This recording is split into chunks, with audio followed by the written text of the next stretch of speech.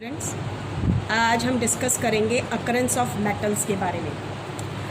सबसे पहले आपको ध्यान रखना है कि नेचर में मेटल सबसे ज़्यादा आपका अर्थ क्रस्ट में पाया जाता है। Earth crust is the major source of metals.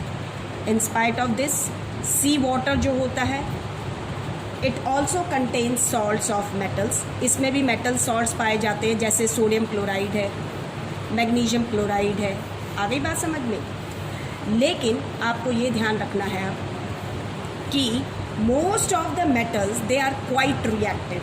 हमारे जो बहुत सारे मेटल्स हैं वो काफ़ी रिएक्टिव हैं, क्वाइट रिएक्टिव, और इसीलिए they do not occur as free element in nature. ठीक है, and hence they do not occur as free elements in nature। Nature में ये फ्री एलिमेंट्स नहीं पाए जाते हैं। इसीलिए most of the metals they are found in the form of their compounds. इसीलिए क्योंकि वो फ्री एलिमेंट्स की फॉर्म में नेचर में नहीं पाए जाते। क्यों नहीं पाए जाते? क्योंकि वो बहुत रिएक्टिव हैं, क्वाइट रिएक्टिव हैं। तो इसीलिए हमारे जो बहुत सारे मेटल्स हैं they are found in their compounds. वो उनके कंपाउंड्स यानी with other elements they react and exist in nature, and we call it combined state. जब ये कंपाउंड्स की फॉर्म में पाए जाते हैं तो हम इसे क्या कहते हैं? कंबाइंड स्टेट कहते हैं। We call it combined state. हम इसे कंबाइंड स्टेट कहेंगे। जो कंपाउंड्स हैं आपके मेटल्स के, ठीक है, हम बात कर रहे हैं कि कंबाइंड स्टेट में जो पाए जाते हैं, यानी the compounds of metal found in nature. अब ये जो मेटल्स हैं जिनके कंपाउंड्स नेचर में पाए जाते हैं वो किस फॉर्म में पाए जाते हैं? The compounds of metals found in nature are their, या तो वो उनके ऑक्साइड्स होते हैं, are their oxides, carbonates, sulphides, या फिर क्लोराइड्स भी हो सकते हैं। इस तरीके से इनके ये कंपाउंड्स नेचर में पाए जाते हैं। अब क्या है इन कंपाउंड्स के अंदर? Remember this thing, in these compounds the metals are present in compounds में जो मेटल्स होते हैं ये कैसे पाए जाते हैं? Are present in the form of in compounds में present in the form of positive ions, जिन्हें हम कटायंस कहते हैं। ठीक है, जो मेटल्स हैं इन कंपाउंड्स के अंदर पॉजिटिव आयंस की तरह प्रेजेंट होते हैं। इसके अलावा only a few less reactive metals, हमारे कुछ थोड़े से लेस रिएक्टिव मेटल्स हैं, जैसे कॉपर है, सिल्वर है, गोल्ड है, प्लेटिनम है। ठीक है, दीज मेटल्स, ये जो लेस रिएक्टिव मेटल्स हैं, इन्हें हम क्या कहते हैं? लेस रिएक्टिव मेटल्स जो हैं they are found in the free state as metals. ये हमें फ्री स्टेट में मिलते हैं, फ्री स्टेट एज मेटल्स। क्यों? Because of their low chemical reactivity. हमने जब केमिकल प्रॉपर्टीज़ की तो हाँ देखा, ये हमारे लेस रिएक्टिव मेटल्स हैं, केमिकली इनकी रिएक्टिविटी बहुत लो है। इस वजह से ये नेचर में फ्री स्टेट एज मेटल्स पाए जाते हैं। जब आपके मेटल्स फ्री एलिमेंट की फॉर्म में नेचर में पाए जाते हैं तो हम कहते हैं in nature they occur in native state. क्या कहेंगे? नेटिव स्टेट कहेंगे। कब कहेंगे नेटिव स्टेट? एक तो हो गई कंबाइंड स्टेट, जब ये कैसे फ्री एलिमेंट की फॉर्म में नहीं मिल रहे हैं, कंपाउंड की फॉर्म में मिल रहे हैं। और जब आपके जो मेटल्स हैं, when a metal is found as free element, ठीक है, it is said to occur in native state. अब हमारे पास जो कॉपर और सिल्वर मेटल है, कॉपर एंड सिल्वर मेटल्स जो होते हैं दे अकर इन फ्री स्टेट। ये आपके मेटल फ्री स्टेट में भी as well as combined state में भी पाए जाते हैं। ठीक है, combined state means in the form of compound. Free state में to small extent, small extent तक ही ये हमें फ्री स्टेट में मिलते हैं, ये ध्यान रखिएगा। लेकिन mainly they are found in the combined state, combined state में पाए जाते हैं एज देयर सल्फाइड्स और ऑक्साइड्स, या उनके सल्फाइड्स मिलते हैं या इनके ऑक्साइड्स मिलते हैं। तो स्मॉल एक्सटेंट में ये हमें फ्री स्टेट में पाए जाते हैं, और लेकिन मोस्टली कंबाइंड स्टेट में पाए जाते हैं आपके ये, जिनके इनके सल्फाइड्स या ऑक्साइड्स प्रेजेंट होते हैं। अब आपने ध्यान रखना है कि हमने रिएक्टिविटी सीरीज़ भी पढ़ी है मेटल्स की, तो इन अ रिएक्टिविटी सीरीज़ ऑफ मेटल्स, जो हमारी रिएक्टिविटी सीरीज़ है, रिएक्टिविटी सीरीज़ जो है मेटल्स की, ठीक है, इसके अंदर आपने क्या ध्यान रखना है कि जितने भी metals, all the metals which are placed above the copper, ठीक है, रिएक्टिविटी सीरीज में all the metals which are placed above copper, copper से जो ऊपर प्लेस्ड हैं, they are found in nature only in the form of their compound, यानी कि ये कंबाइंड स्टेट में पाए जाते हैं। आपके सिर्फ जो कॉपर्स और कॉपर से नीचे वाले जो एलिमेंट्स हैं रिएक्टिविटी सीरीज में, they are found only in native state, वही आपके नेटिव स्टेट में पाए जाते हैं। नाउ वी टॉक अबाउट, अब हम बात करेंगे मिनरल्स। ये तो था नेचर में कैसे पाए जाते हैं, मिनरल्स एंड ओर्स की बात करते हैं। जो हमारा नेचुरल मटेरियल है, अब हम क्या देख रहे हैं कि मेटल्स जो है कंपाउंड्स की फॉर्म में पाए जाते हैं, जो अधिकतर हमारे जो मेटल्स हैं, मोस्ट ऑफ द मेटल्स, बहुत थोड़े से मेटल्स हैं जो नेचर में फ्री स्टेट में पाए जाते हैं, और ये हमें मेनली मिलते कहाँ से हैं, अर्थ क्रस्ट से मिलते हैं। तो अर्थ क्रस्ट में जो आपका नेचुरल मटेरियल है, ठीक है, जहाँ पर ये आपके मेटल्स या इनके कंपाउंड्स पाए जाते हैं, उन्हें हम मिनरल्स कहते हैं। ठीक है, तो मिनरल्स क्या हुए, natural material, the natural materials in which the metals or their compounds are found in earth, वो आपके मिनरल्स हैं। अब हमारे पास जो मिनरल्स हैं, ठीक है, अब इन मिनरल्स में से हमने क्या करना है, इन मेटल्स को प्राप्त करना है, ठीक है, एक्सट्रैक्ट करना है। तो जब हम एक्सट्रैक्ट करेंगे तो हम जो भी मिनरल है उसका इस्तेमाल नहीं कर सकते हैं मेटल्स को एक्सट्रैक्ट करने के लिए, रिमेंबर दिस थिंग, यानी कि all the minerals can not be use to extract metals. Why, reason क्या है, because some minerals contain a large percentage of metals whereas other may not contain large percentage of metals, or we can say they contain a small percentage of metal। हमारे पास कुछ mineral ऐसे हो सकते हैं जिसमें बहुत ज़्यादा मात्रा में मेटल पाया जाता हो, तो वहीं पर ऐसा भी हो सकता है कि उस मिनरल में थोड़ी मात्रा में मेटल पाया जा रहा है। इसके अलावा हमारे पास जो मिनरल्स है उसके अंदर हो सकता है ऑब्जेक्शनेबल इम्प्योरिटीज़ प्रेजेंट होए, ठीक है, जो हिंड्रेंस क्रिएट करें, और हो सकता है ऑब्जेक्शनेबल इम्प्योरिटीज़ प्रेजेंट ना होए which may not hamper the extraction of metals. तो हमारे पास क्या हुआ कि मिनरल्स कैसे हैं, जिनमें लार्ज परसेंटेज भी है, थोड़ी परसेंटेज भी है, इम्प्योरिटीज़ भी हैं, ठीक है।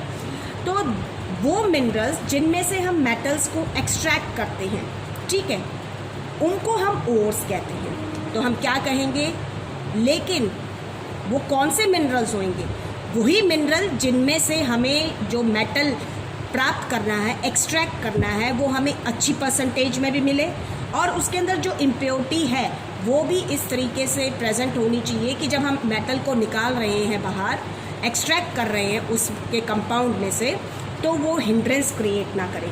तो those minerals from which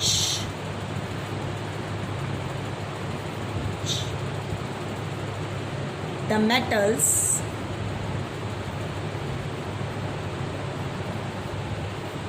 can be extracted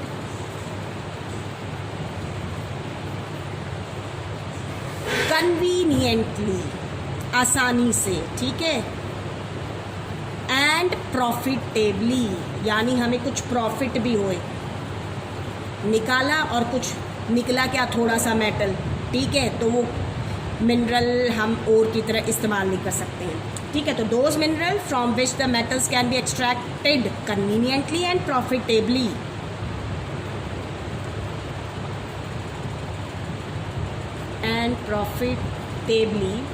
are called ores. उन्हें हम क्या कहते हैं, ओर्स कहते हैं। जो ओर होता है आपका, ठीक है, तो जो ओर होता है it contains a good percentage of metal, ध्यान रखना, एंड अच्छी परसेंटेज होती है मेटल की, ठीक है, it contains a good percentage of metal, अच्छी परसेंटेज होगी मेटल की, एंड देयर आर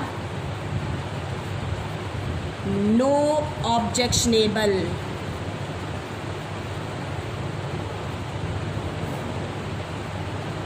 इम्प्योरिटीज, कोई ऑब्जेक्शनेबल इम्प्योरिटीज नहीं होएगी उसके अंदर, ठीक है। इसीलिए हम क्या कहते हैं, all the ores are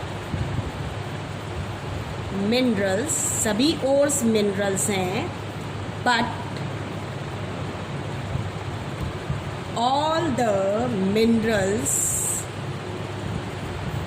are not ores, लेकिन सभी नहीं होते हैं, ये ध्यान रखना है।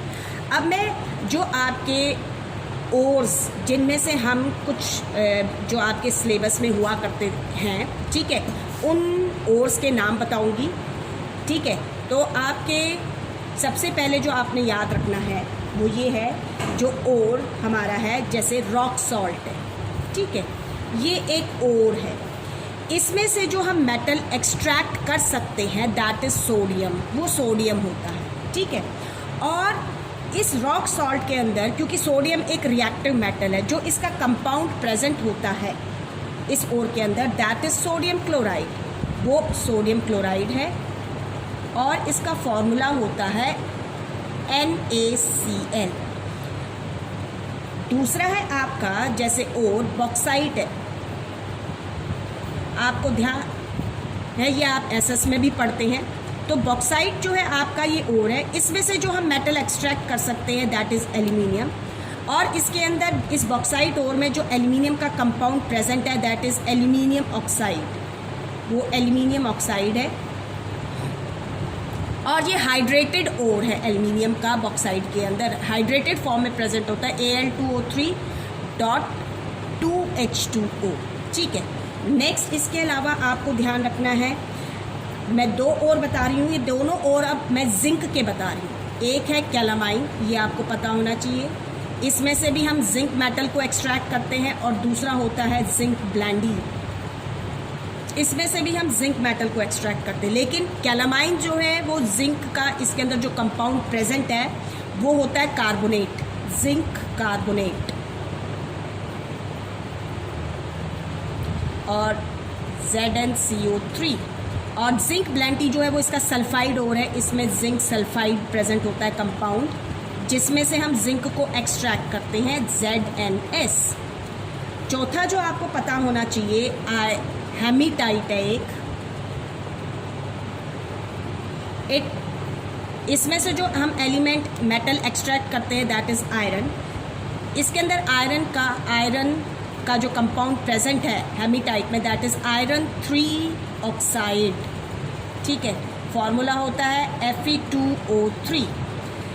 फिर आपको पता होना चाहिए कॉपर के जो एलिमेंट है उसको एक्सट्रैक्ट करने के लिए हम जो ओर यूज़ करते हैं क्यूपराइट है एंड कॉपर ग्लांस है,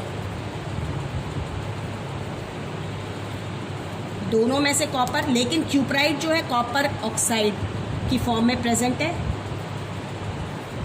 इसमें कॉपर 1 ऑक्साइड है कंपाउंड जो प्रेजेंट है, और इसमें कॉपर 1 सल्फाइड ओर है ये इसका। तो आपको पता होना चाहिए कि ऑक्साइड और कॉपर का क्यूपराइट है, सल्फाइड और कॉपर का कॉपर ग्लांस है। ये होता है इसका Cu2O Cu2S। और जो आपको लास्ट में जो और पता होना चाहिए सिनाबार, ये मरकरी का ओर होता है, ठीक है, ये मरकरी का सल्फाइड ओर है, मरकरी 2 सल्फाइड।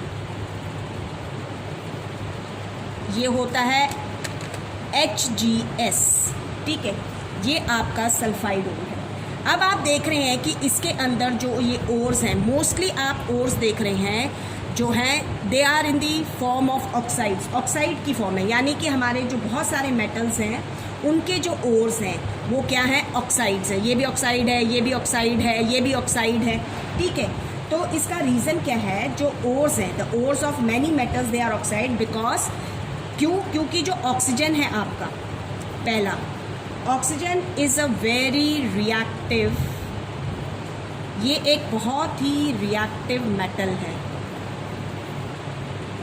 या आप एलिमेंट कह सकते हैं, मेटल सॉरी नहीं, नॉन मेटल है, ये वेरी रिएक्टिव एलिमेंट है, ठीक है। ये एक बहुत ही रिएक्टिव एलिमेंट है, नॉन मेटल जो है, and it is found very abundant on the earth, बहुत प्रचुर मात्रा में पाया जाता है। It is very abundant on the earth, इस वजह से मोस्टली ऑक्साइड की फॉर्म में नेचर में पाए जाते हैं। Now we talk about extraction of metals. हम एक्सट्रैक्शन ऑफ मेटल्स की बात करते हैं।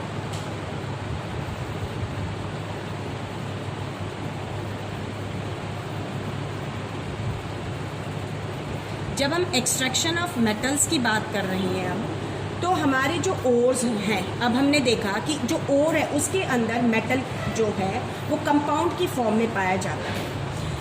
तो after the mining of the ore from the ground, जब हम ज़मीन में से इन ओर्स को माइंड कर लेते हैं, निकाल लेते हैं, तो हमें क्या करना है, हमने इस ओर को कन्वर्ट करना है कि इसमें से हमें प्योर मेटल मिल सके, ठीक है। तो to obtain a metal from its ore, to obtain a metal from its ore is called the extraction of metal। हम इसको क्या कहेंगे, extraction of metal कहेंगे। अब आपने ध्यान क्या रखना है कि जो ores होते हैं वो हम उसको कन्वर्ट करेंगे फ्री मेटल्स में by a number of steps. बहुत सारे स्टेप्स हम इस्तेमाल करते हैं। ये जो स्टेप्स हैं आपके, ठीक है, दे डिपेंड ऑन, ये आपके स्टेप्स जो हैं, जो हम ओर को कन्वर्ट कर रहे हैं, the ores are converted into free metals, the ores are converted into free metals by a number of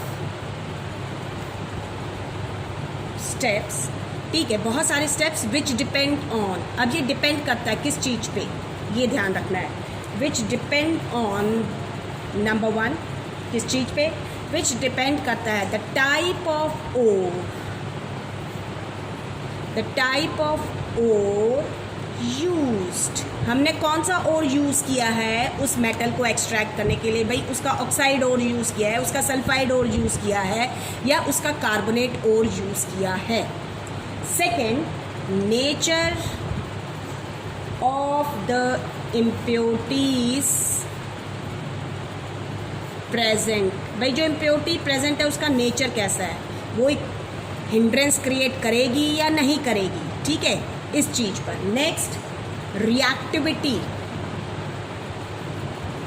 of the metal to be extracted, जो मेटल हमने एक्सट्रैक्ट करना है, ठीक है, reactivity of the metal to be extracted, हमने जो metal extract करना है उसकी रिएक्टिविटी कैसी है, हाईली रिएक्टिव मेटल है या लो रिएक्टिव मेटल है या बीच का है, मॉडरेटली रिएक्टिव मेटल है, ठीक है।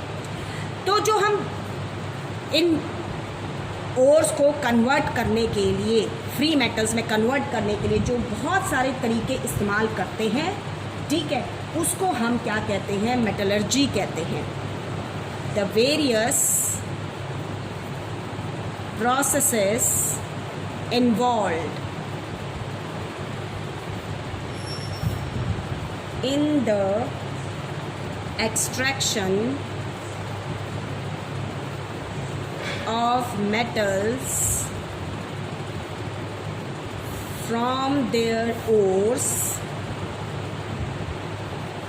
and refining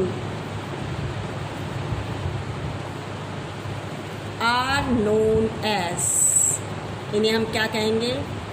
are known as metallurgy. इसे हम मेटलर्जी कहते हैं। अब आपने ये ध्यान रखना है कि कोई भी एक ऐसा सिंगल प्रोसेस नहीं है जिसका हम इस्तेमाल कर सकते हैं सभी मेटल्स की एक्सट्रैक्शन के लिए, ठीक है। जो प्रोसेस हम यूज़ करेंगे it varies from metal to metal, ये आपने ध्यान रखना है। लेकिन जो 3 मेजर स्टेप्स हैं involved in the extraction of metal from its ore are, जो 3 major steps involved in the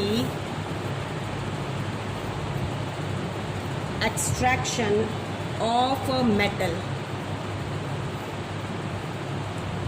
from its ore are, वो 3 बेसिक स्टेप।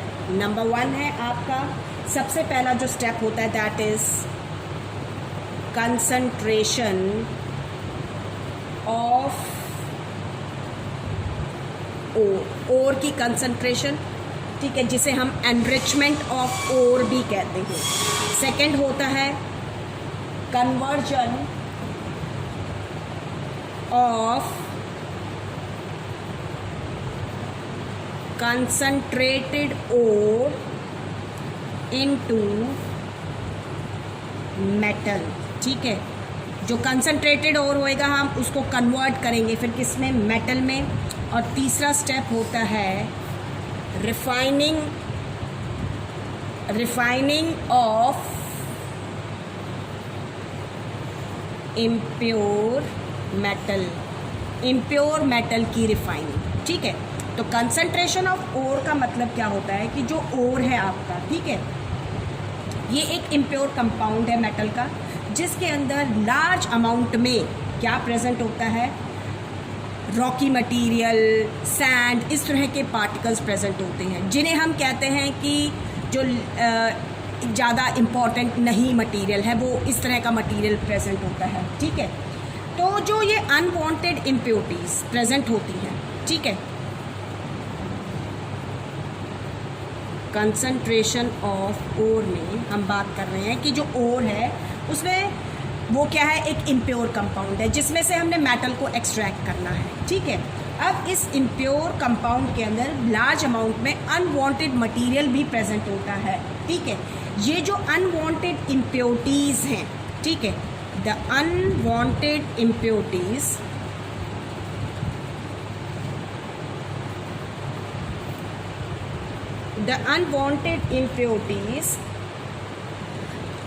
लाइक जैसे कि सैंड है, ठीक है,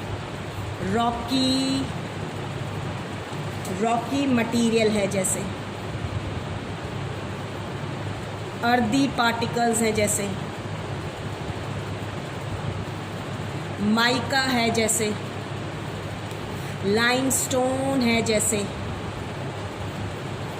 ठीक है। इस तरह का जो अनवांटेड मटेरियल, जिन्हें हम अनवांटेड इम्प्योरिटीज़ भी कहते हैं, जो ओर में प्रेजेंट होता है, etcetera, present in an ore is called gang,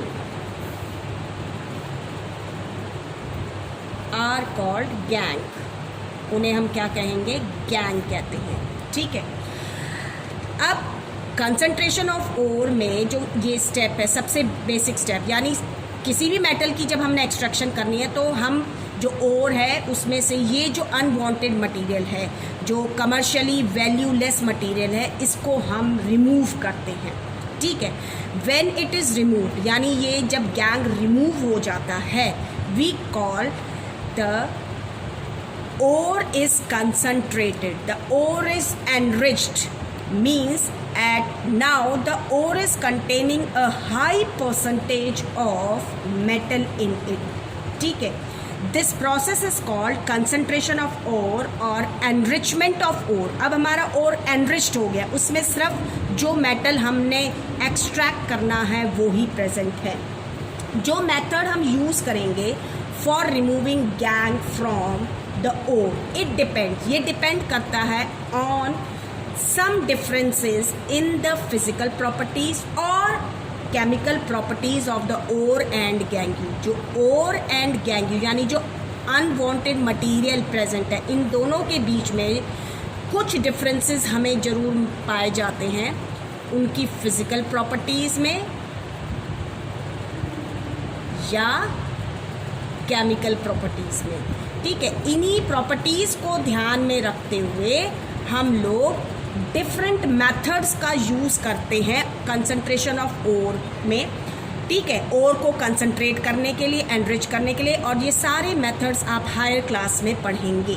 ठीक है, इसके अलावा जो कन्वर्जन होता है, अब जब हमें एनरिच्ड ओर मिल जाता है फिर हम उसको कन्वर्ट करते हैं किसके अंदर, मेटल के अंदर। तो इसमें ध्यान रखिएगा जो एक्सट्रैक्शन होती है मेटल की, the extraction of a metal from its concentrated ore, इसमें जो प्रोसेस यूज़ होता है generally it is reduction process. ये आपका रिडक्शन प्रोसेस हम यूज़ करेंगे, यानी रिडक्शन प्रोसेस से हम जो कंसंट्रेटेड ओर है उसको कन्वर्ट करेंगे किसके अंदर, मेटल के अंदर।